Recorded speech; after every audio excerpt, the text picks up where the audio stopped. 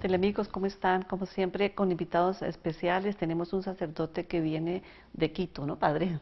El Ecuador. De Quito, Ecuador, sí, el padre Ramiro, el Ramiro Rodríguez. Padre, bienvenido al programa.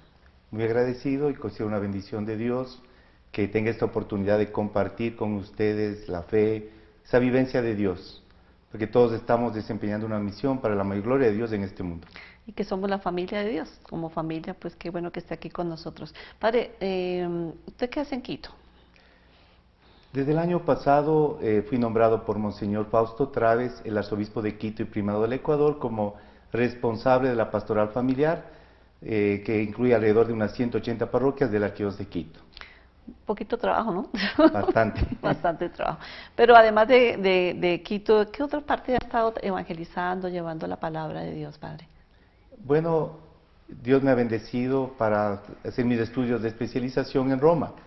Y como yo la segunda vez que estuve en Italia no tuve la beca de estudios, tuve que desplazarme a diferentes parroquias de media Italia. Y tuve la oportunidad de compartir una experiencia humilde que he vivido en Quito, como es la oración contemplativa. Entonces he fundado grupos de oración contemplativa y ellos estarían muy gustosos de que por lo menos un periodo, ojalá de un mes, cada año pueda ir cuando el señor arzobispo de Quito lo tiene a bien. Y además en Ecuador ya había fundado la Fundación Con Cristo, donde ayudamos a niños con parálisis cerebral. Entonces la ocasión, además de hacerles un acompañamiento espiritual para tratarles de conocer cómo van los niños con parálisis cerebral y la ayuda que ellos nos están brindando para que esta obra no desaparezca. Padre, a mí me parece muy hermoso trabajar con niños con parálisis cerebral, porque son niños tan llenos de Dios, ¿cierto? Son niños donde uno ve el rostro de Dios y niños son ángeles, ¿no? Realmente son ángeles. Por eso le pusimos la Casa de los Ángeles. Ajá. Porque alguien te decía, pero padre, ¿por qué ayuda a esos niños, no? Alguien consideraba que son como una carga para la sociedad. Y verá, en Quito fueron personas acomodadas de familias, sobre todo jóvenes, que eran un problema para sus familias. Y tuvieron un contacto de 2 o 3 meses con los niños con parálisis cerebral y un cambio de 360 grados en la vida de estos jóvenes. ¿Qué pasó? Lo que más les impactó es la alegría, los niños siempre están sonrientes, la pureza, la inocencia, como muchos de ellos casi no hablan absolutamente, su lenguaje es una sonrisa y esa sonrisa lleva un proceso de sanación al mundo entero porque lo que falta en el mundo es la alegría, ¿no? Sí. Padre, hay un libro del doctor Philip Madre, me hace acordar de que él es una persona que pues sabe mucho de psiquiatra y una vez él estaba dictando una charla y ve una periodista en medio del público, ¿no? Y ella se le acerca al final, ella es presentadora de televisión, le dice, yo necesito que usted me ayude porque yo vivo con mucha depresión. El doctor le dice, listo, yo la ayudo, y empezó su proceso. Y al cabo de un tiempo, esta persona pues aparentemente se había sanado, pero vuelve a tener una recaída. Y un sacerdote le dice al doctor Philip Madre, le dice, ¿por qué no me la prestas? Que yo sí te aseguro que ella se sana. Y la periodista va, la presentadora va al sitio donde el padre le dice, y resulta que era una casa de niños especiales. Y le dice, bueno, aquí lo que usted viene aquí es a dar amor. Y en el momento que ella empieza a tener contacto con los niños, lo que usted dice, su vida le cambia y ella se sana de la depresión. Y lo maravilloso fue que los padres de familia de estos niños vinieron a agradecer, ¿no? Dicen, nuestros hijos han recibido más de lo que han podido dar, porque hicieron voluntariado, les atendían, porque incluso estos niñitos tienen serias dificultades incluso para masticar. Sí, claro. Y darles de comer en la boca es todo un proceso que demora a veces más de una hora. Y hay que darles mucho amor y ellos reaccionan absolutamente ellos son al amor. muy ávidos de amor y les gusta que uno los abrace mucho. Claro. Sí, es muy hermoso, padre. ¿Y cuánto lleva con esa obra, padre? Esta obra nació hace más o menos unos 20 años, pero empezamos con niños de la calle, tocando las guitarras con los jóvenes, diciendo, ¿quieres ir a un lugar para salir de este lugar, para que vivas una vida normal? Entonces hicimos esta obra del Árbol de la Esperanza para niños de la calle. Después ayudamos a discapacitados y se organizó la Asociación Discapacitados Fe y Esperanza, pero me llegaban las madres con sus niños especiales. Decían, bueno, yo me limitaré por lo menos a acogerles un poco de víveres, escucharles sus problemas, bendecirles, atenderles como sacerdote, pero siempre fue un sueño de que tenga un lugar donde acogerlo. Entonces fue cuando viajé a Italia, conté esa experiencia y las personas de buena voluntad me comenzaron a ayudar. fue el caso de un joven con parálisis cerebral también italiano, que mientras iba con un voluntario tuvo un accidente y yo tuve que asistirle cuando estaba agonizante. Y sus padres hicieron la Casa de los Ángeles, pusieron el nombre de él, Daniele Po, y era el único hijo y descubrieron una vocación maravillosa de difundir esa obra por el mundo entero, y ahora tiene unas 15 Casas de los Ángeles, y la nuestra es la segunda. Y vinieron a inaugurarla en el 2001 en Ecuador. Y así fue como Dios se manifestó, ¿no? Sí, me hace acordar también de Marta Roban, de que alguien le decía que le preguntara al Señor que por qué esos niños, ¿no? Porque muchas veces dice, ¿por qué estos niños, no? Y el Señor le dice a Marta Roban que esos niños son los pararrayos de Dios en el mundo. Naturalmente. Están ayudando. Yo digo, los enfermos son la escuela del dolor, las personas ancianas son la escuela de experiencia, la sabiduría y la fe, que se ha ido transmitiendo de generación en generación. Y para todos nosotros la vida es una escuela, ¿no? De todos y de todas las situaciones de la vida tenemos que aprender, y sobre todo cuando hay esa virtud de la humildad. Tener presente que con Cristo todo y sin Cristo nada. O sea, como lo dice, sin mí no podéis hacer nada, ¿no? Entonces así es como nos evangelizan. Bueno, padre, usted también hablaba sobre la contemplación, ¿no? Yo quisiera que le compartiera un poquito aquí a los telemigos, pues, ¿qué es la contemplación? ¿Cómo se llega a la contemplación? Y le quisiera compartirle una experiencia que yo llegué a Italia y me decían la renovación carismática italiana, padre, ven a las misas de sanación. Digo, pero yo oro muy diferente a ustedes, me van a rechazar, ¿no? Digo, ustedes son aplauso, alabanza, que está muy bien, pero tenemos que ponerle silencio totalmente a eso, como Jesús nos enseña en Mateo 6:6. Entonces digo, bueno, si es que ustedes tienen a bien, yo les comparto. Les gustó muchísimo, fue un momento de adoración ante el Santísimo Sacramento, paso por paso viviendo lo que Jesús enseña en Mateo 6:6. En torno a este pasaje hay muchas escuelas de espiritualidad, y es cuando arrancaron los primeros grupos de oración contemplativa en Módena, Bolonia, Reggio Emilia y también uno en Roma. Y ellos tendrían la alegría de que yo les siga acompañando. Entonces, cuando me da permiso mi obispo, estoy por allí. Se escapó para allá. Bueno, padre, además de, mire, tantas cosas que hace el padre, y además de todo eso, usted trabaja mucho con la pastoral familiar, ¿no? Le vamos a contar un poquito que, primeramente, esa es la obra de Dios. Ojalá lo entendamos todo. Y hay de todo tipo de dificultades, porque tenemos que ayudar a la familia en sus múltiples problemas, por ejemplo, los problemas matrimoniales. Entonces con la consejería matrimonial se estaban formando equipos de profesionales que ayudan, no solamente a los sacerdotes. El caso de jóvenes que tienen atracción al mismo sexo, estamos viendo unas terapias para que ellos puedan vivir una experiencia nueva, ¿no? Y con la alegría de verles rehabilitarse y que se convierten en agentes de rehabilitación y que se están difundiendo por todas partes. El SOS Mamá, que ya tenemos en 5 parroquias distribuidos por toda la ciudad de Quito, la capital del Ecuador, para ayudar a las madres a la defensa de la vida, a decirle un no rotundo al aborto. No solamente nos limitamos a decir a la madre no aborte, ¿no? Sino si primeramente su hijo es un don maravilloso de Dios, le ayudamos incluso en lo posible que el parto no cueste absolutamente nada. Tratamos de que las madres se hagan cargo de sus hijos, pero hay situaciones extremas que incluso tendríamos que hacer el proceso de adopción. Hay otro proyecto que con la ayuda de Dios está por iniciarse, que es la Caravana de la Vida.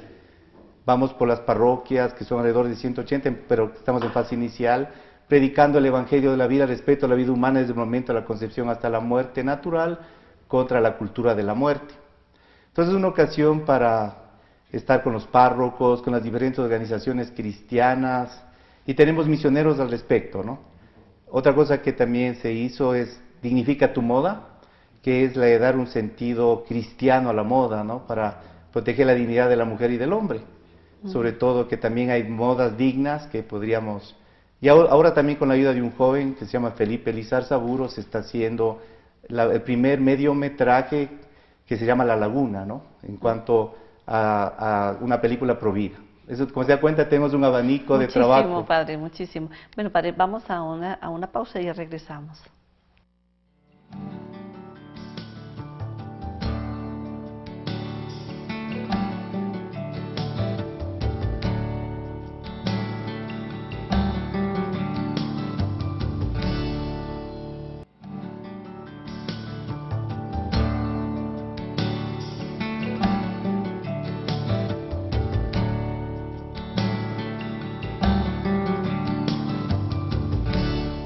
Bueno, padre, ¿desde qué momento empieza a haber vida?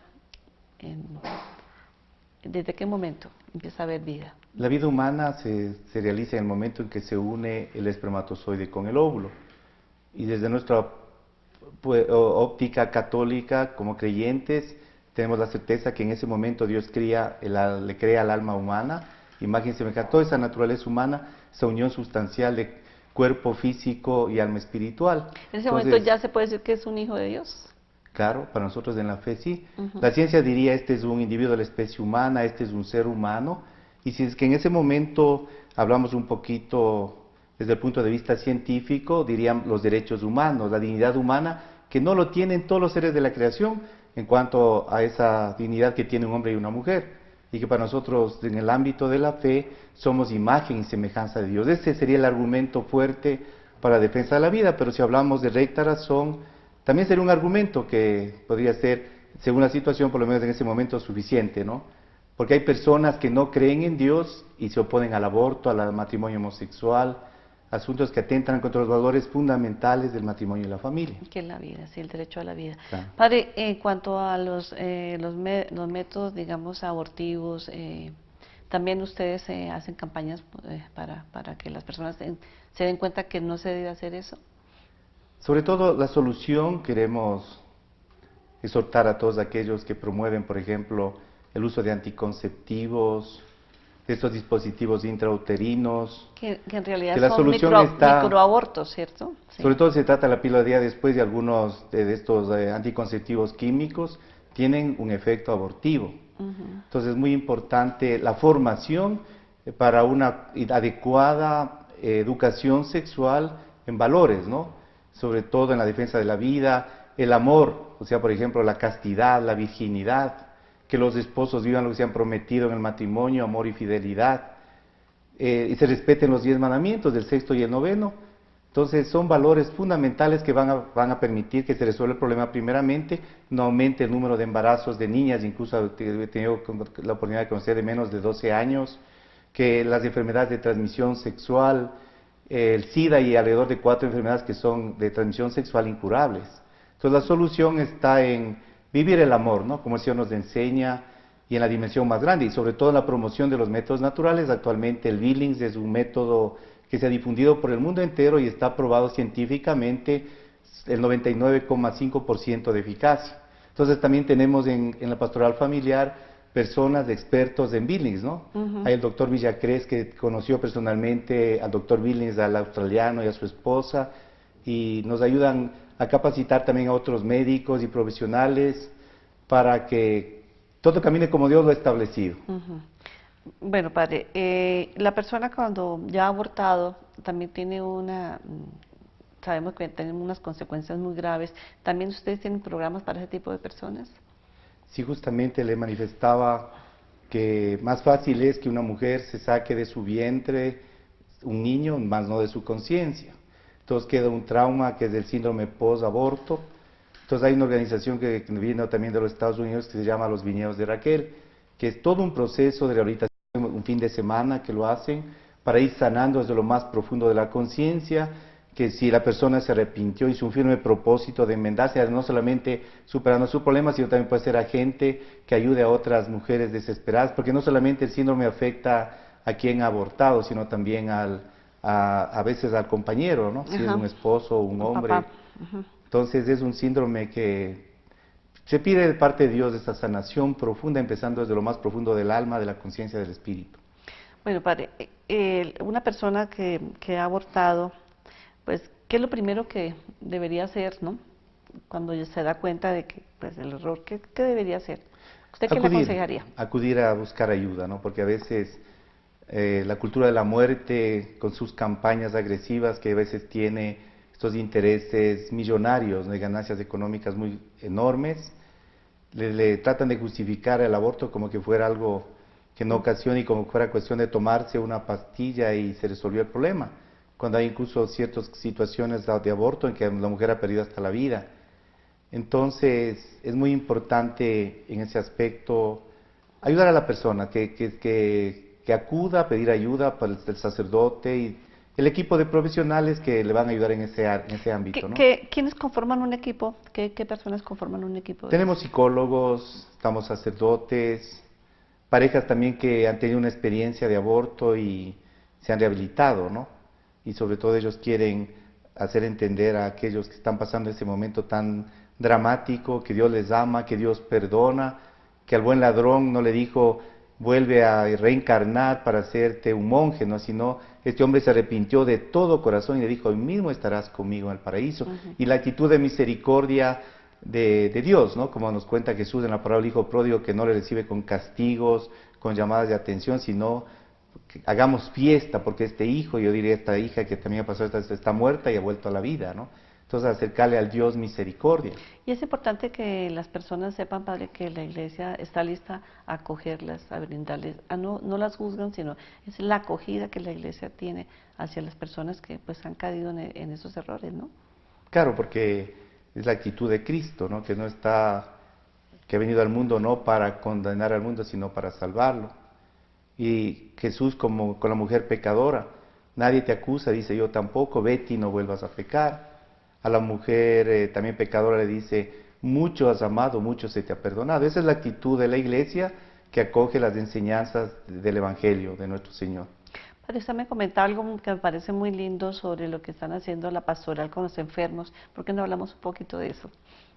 Fue una experiencia muy bonita. Les invitamos a una delegación de Argentina, vinieron 22 argentinos, una experiencia que se llama el Servicio Sacerdotal Nocturno de Emergencia, que nació en Córdoba, Argentina, hace más de 50 años. Que debería ser como unas urgencias de una clínica, más o menos. Cuando se entrevistaba, por ejemplo, un canal de televisión, algunos medios de comunicación, ellos hablaban de la ambulancia del alma, dice así como hay 24 horas de día, se puede atender pues, cantidades de servicios, ¿no? Incluso las ambulancias, por ejemplo, si alguien está gravemente enfermo. Sí, pero faltaba en el área del alma.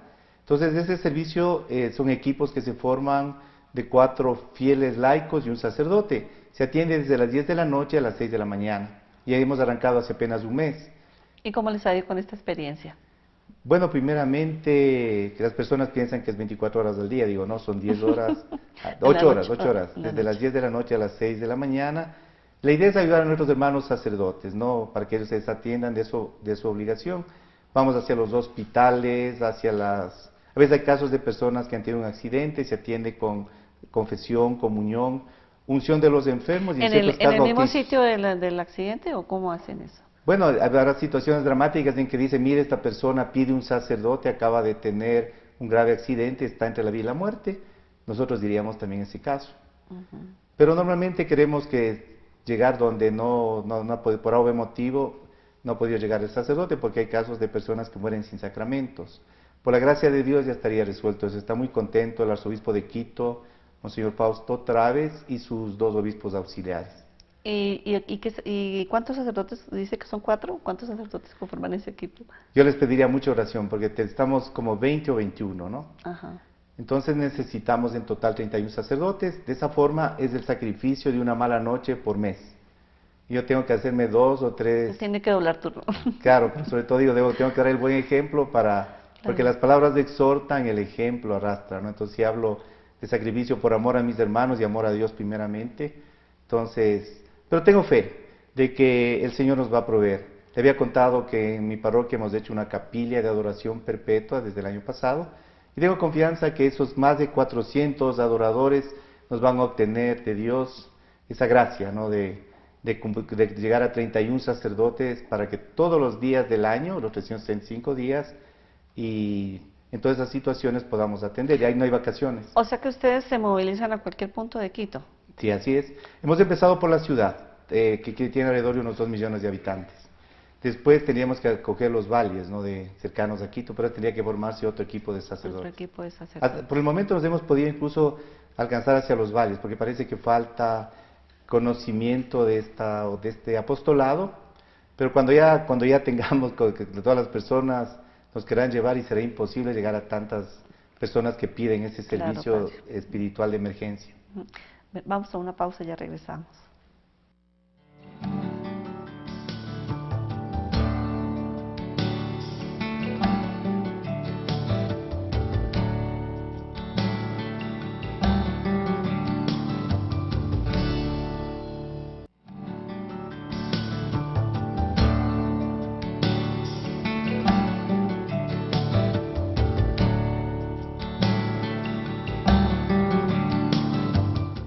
Padre, de verdad que me parece muy hermoso esta manera de este apostolado con los moribundos, con aquellas personas que necesitan, y a veces en la noche se presenta eso y uno dice, ¿y a dónde acudir, no? Pero la idea es que se va a extender a otras partes. Damos muchas gracias al Señor y a María Santísima, la intercesión de ella, porque está en contacto con el arzobispo de Quito, otros obispos, ¿no? Incluso Guayaquil, que es una diócesis mucho más grande que Quito, Monseñor Antonio Arregui, que es el arzobispo de Quito y también es el presidente de la conferencia episcopal, está muy interesado, y otras diócesis del Ecuador. Entonces decían, ¿pueden algún equipo venir a instruirnos? Estamos disponibles, ¿no? Y si Dios lo dispone, alguna nación hermana como es Aquí también Colombia. en Colombia, ¿qué tal que a algún sacerdote le guste esta idea o a algún obispo? Me parece muy hermosa, porque es la pastoral, ¿no? Es la pastoral realmente también viene dentro de la familia, ¿no? Porque es apoyar la familia en un momento dado, cuando una situación de estas, ¿no? Y muy bonito, importante y necesario es la intercesión. Yo siempre pido las oraciones por nuestros hermanos enfermos, por el apostolado de mis hermanos sacerdotes, por nuestros obispos. Y las personas, como le contaba, en nuestra capilla de adoración perpetua, van intensificando esa adoración y vemos, eso me gustaría hacer un pequeño espacio de tiempo a la capilla de adoración perpetua que arrancó el año pasado, el 4 de noviembre, con la bendición del arzobispo de Quito. Entonces se forman equipos de personas que van haciendo adoración las 24 horas del día y todo el año. Y hemos visto a personas que llegan hecho un mar de lágrimas, desesperados, y a los pocos meses ya se resuelven esos problemas, y vemos que están surgiendo vocaciones de la vida religiosa, personas que se acercan más a la iglesia, y también todas las obras de apostolado de la pastoral familiar se están superando todos los obstáculos. Y todo en base, en base en la oración, ¿no? Bueno, Padre, gracias por haber aceptado esta invitación, y de verdad que yo sé que muchas personas hemos quedado cuestionadas con todos estos apostolados que están haciendo en nuestra hermano país de Ecuador. Padre, por favor, nos regala una oración y su bendición para todos. Nuestro auxilio está en el nombre del Señor que hizo el cielo y la tierra. Por intercesión de la Virgen Santísima, Madre de Dios y Madre nuestra, Dios omnipotente, Santísima Trinidad, al bendecirlo les conceda salud de cuerpo, de mente y de alma, les protege a todos los enemigos visibles e invisibles de la fuerza espiritual, para ser constantes y perseverantes en la oración, en los sacramentos y en la misa, y que las familias de nuestros países, nuestras naciones hermanas y del mundo entero sean la viva imagen de la Sagrada Familia de Nazaret, Jesús, José y María. El Señor, al bendecirles, ayude a cumplir santamente la misión que les ha encomendado en este mundo para su mayor gloria, en el nombre de Dios Padre Omnipotente, de su Hijo Jesucristo y del Espíritu Santo Paráclito. Amén. Sea alabado Jesucristo. Amén. Por siempre sea bendito y alabado. Alabado. Bendición.